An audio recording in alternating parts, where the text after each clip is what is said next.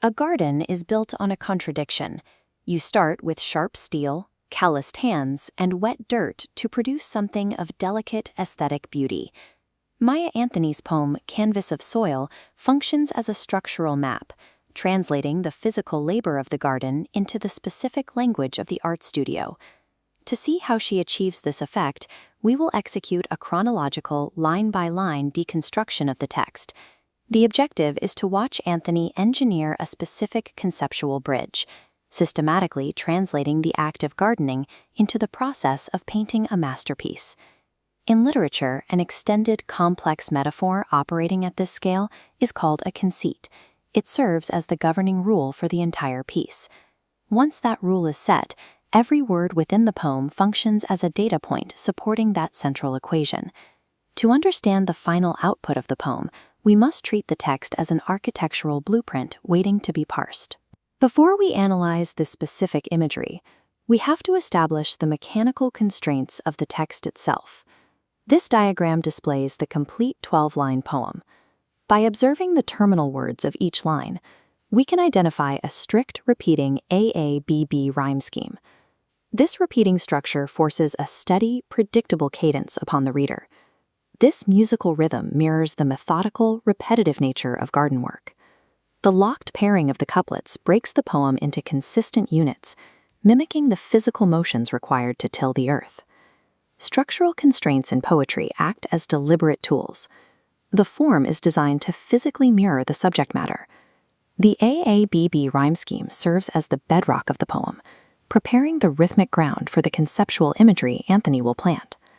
We can now extract the specific imagery to see how this works, starting with the first two lines. This isolates lines 1 and 2. Palette of earth, rich and deep, where dreams of gardeners seep. The word palette maps directly to earth, establishing the opening translation between painting and dirt. The gardener's hopes and labor, categorized here as dreams, physically saturate the ground. The process then advances from preparing the medium to the act of creation itself. Lines 3 and 4 read, brushstrokes of seeds, planted true, awaiting spring's vibrant hue. By equating seeds to brushstrokes, the physical matter placed in the dirt is recontextualized as the foundational marks on a canvas. Line 4 introduces a temporal delay. The brushstrokes are planted, but they are currently latent. These seeds are dormant. They are waiting for an environmental activation trigger, specifically spring's vibrant hue. These first 4 lines successfully build the conceptual baseline.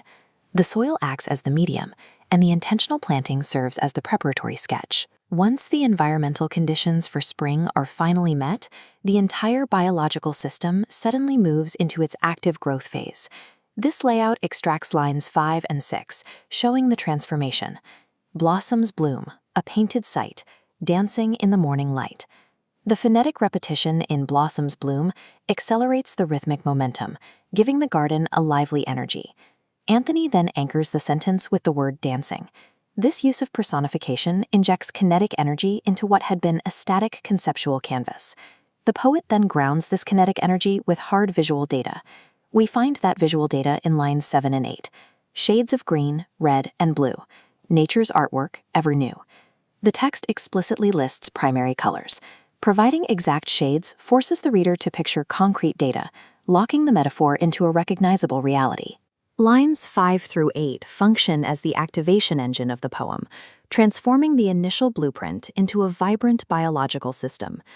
In the final act of the poem, these micro-level details converge into a broader spatial declaration. This graphic shows lines 9 and 10, each plot a canvas wide, where art and life coincide. The boundaries expand, equating a physical garden plot directly to a broad, flat canvas. The phrase art and life coincide identifies the intersection of biological reality and aesthetic design. This brings us to the concluding couplet, where we observe the ultimate result of the gardener's labor. In the hands of those who till, gardens become paintings still. The active human element, the hands of those who till, is tied to the creation of the painting still. This resolves the conceit. Ongoing physical exertion culminates in a lasting aesthetic object. The chronological progression of the text follows its metaphor to completion, taking the reader from raw dirt to a finished, framed masterpiece. This diagram shows the fully annotated text. Having verified the mechanics of the conceit, we must now zoom out to identify the poem's macro-level purpose. The structure functions as an allegory for the trajectory of a human life. Every step in the agricultural process corresponds to a phase of human development. The literal acts of tilling and planting map to the patience and intentional care required in daily life. The specific shades of green, red, and blue represent the necessity of diversity, the varied experiences and relationships required for growth. Anthony's canvas of soil is a structural argument. It demonstrates that a beautiful life is not accidental. It is cultivated through intentional labor, patience, and the integration of diverse elements.